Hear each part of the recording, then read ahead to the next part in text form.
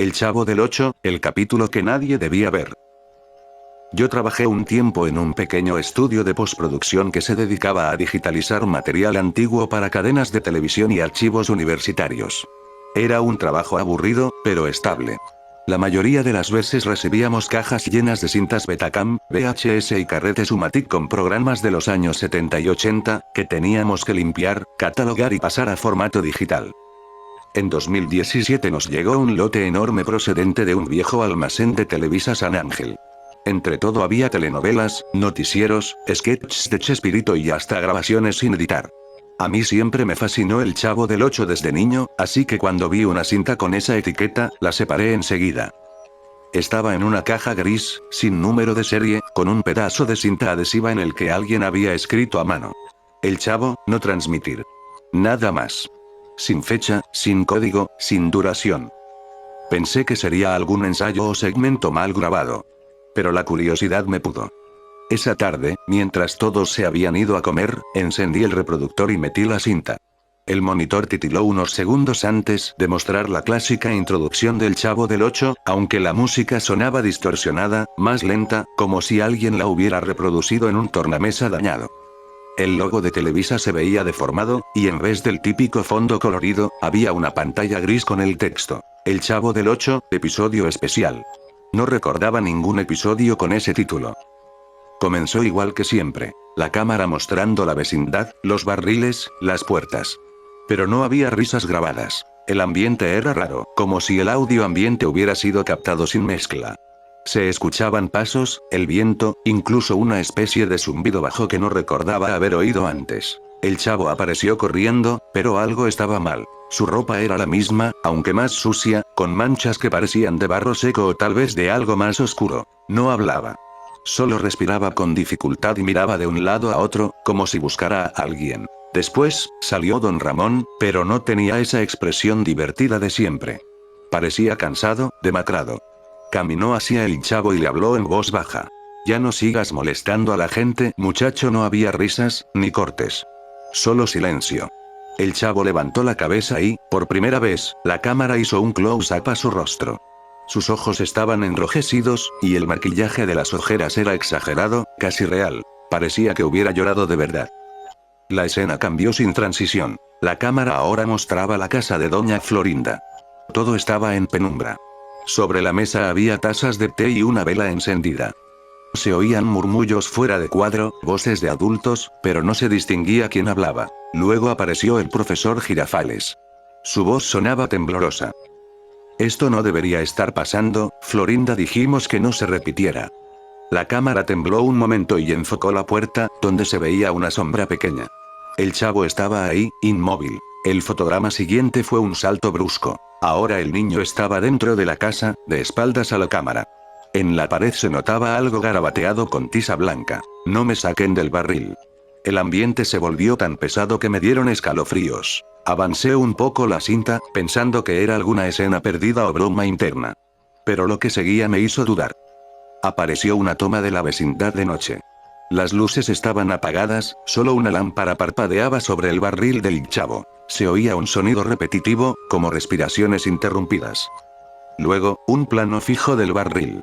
La cámara no se movía. Pasaron más de 30 segundos sin acción. De repente, una mano infantil se apoyó en el borde y se levantó lentamente. El Chavo salió, pero no tenía la gorra puesta. Su cabello estaba desordenado y húmedo, como si acabara de salir de un charco. Miró directamente a la cámara y sonrió. Pero esa sonrisa no era actuación. Era algo vacío, como si no reconociera lo que tenía enfrente. El lente hizo un zoom leve y se oía el golpeteo del obturador, como si la cinta saltara cuadro por cuadro. El niño comenzó a hablar, pero su voz no coincidía con el movimiento de los labios. ¿Por qué siguen riéndose si ya no hay nadie aquí? El sonido se distorsionó. Una estática densa cubrió la pantalla. Cuando volvió la imagen, el barril estaba vacío otra vez. Solo se oía una risa lejana, seca, sin emoción. Apagué el reproductor. Me quedé mirando la pantalla negra varios segundos, sintiendo que algo no estaba bien. En ese momento, entró mi compañero Diego, otro técnico del estudio. Le conté rápido lo que vi, pero él se rió. Seguro es material sin postproducción, o una parodia, dijo. Sin embargo, cuando rebobinó la cinta para revisarla, el contenido no era el mismo. Aparecía otro episodio, uno normal, don Ramón pintando la pared. Ni rastro de lo que yo había visto. Pensé que quizás lo había imaginado, que la cinta estaba sobreescrita o dañada. Pero no podía quitarme la imagen de esa sonrisa. Esa noche, al llegar a casa, me senté a buscar información. Revisé foros de coleccionistas, páginas viejas, incluso en Reddit. Encontré un hilo de 2010 titulado El episodio perdido del barril. Un usuario afirmaba haber visto un VHS en un mercado de Tepito con un episodio donde el chavo salía del barril empapado y sin gorra. No había imágenes, solo una descripción casi idéntica a lo que yo vi. El hilo terminaba con un último comentario del mismo usuario diciendo: no lo compren. No lo vean más de una vez. Se escucha algo detrás de la cinta. Después de eso, la cuenta estaba eliminada. A la mañana siguiente llevé la cinta conmigo. Quería revisarla en casa, con calma. La conecté a mi viejo reproductor y avancé hasta donde recordaba la escena del barril. Por un instante, se vio el mismo fotograma, pero el color estaba más apagado. Esta vez, el chavo no miraba a la cámara. Miraba hacia un lado, como si alguien le hablara. Ya me voy, susurró. Y se metió al barril. La imagen se congeló ahí. Pero el audio seguía. Se escuchaban pasos y un golpe seco, como si algo hubiera caído al suelo. Después, el zumbido otra vez. Ese sonido grave, constante, que parecía venir de dentro del televisor. Me levanté para apagarlo, pero justo antes de hacerlo, la pantalla mostró un texto que no estaba antes. No lo rebobines. Apagué el aparato.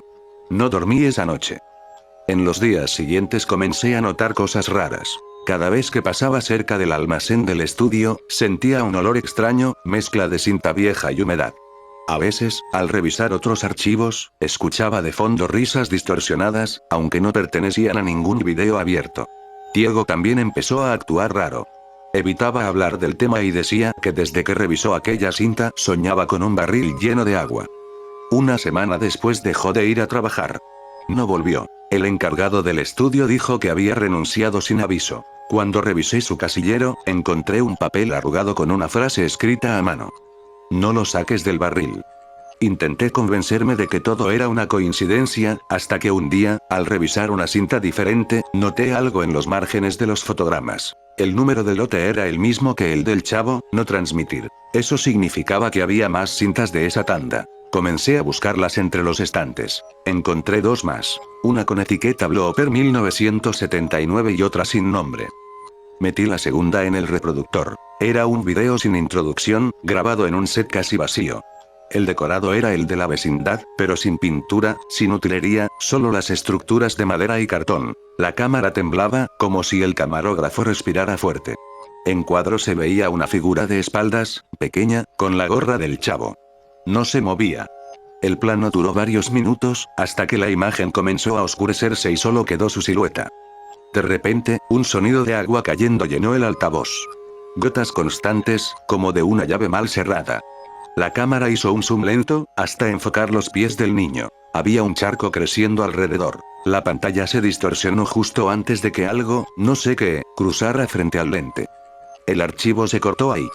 Después de eso decidí dejar el trabajo.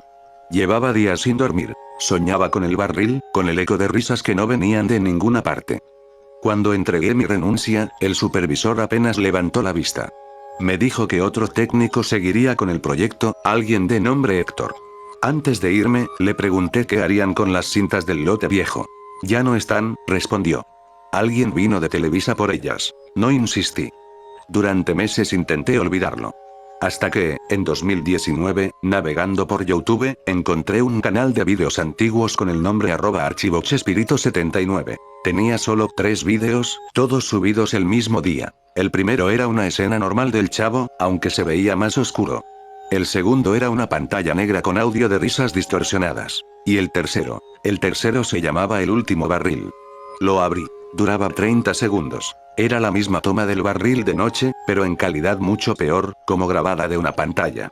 El sonido era el mismo zumbido, y al final, antes de que cortara, una voz infantil susurraba. No me olvides. Intenté volver al canal, pero había desaparecido. Busqué el título en Google, en foros, nada. Como si nunca hubiera existido. Hace poco encontré una copia de seguridad vieja de mis proyectos del estudio. En una de las carpetas había un archivo corrupto sin nombre.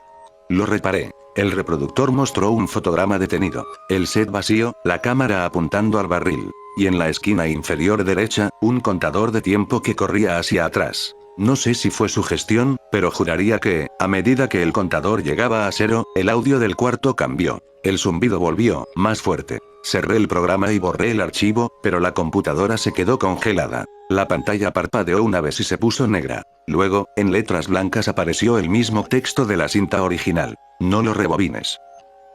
Desde entonces, cada tanto, cuando el televisor está en silencio, escucho un leve sonido de agua cayendo. Y, por alguna razón, siempre sueño con una vecindad vacía, con las paredes descascaradas, y un barril en medio. No importa lo lejos que me aleje, siempre sé que algo dentro me está esperando. Nunca vi otro capítulo perdido. Pero a veces, al cambiar de canal, juro que por una fracción de segundo aparece la imagen de un niño con gorra, sonriendo hacia la cámara, justo antes de que todo se apague.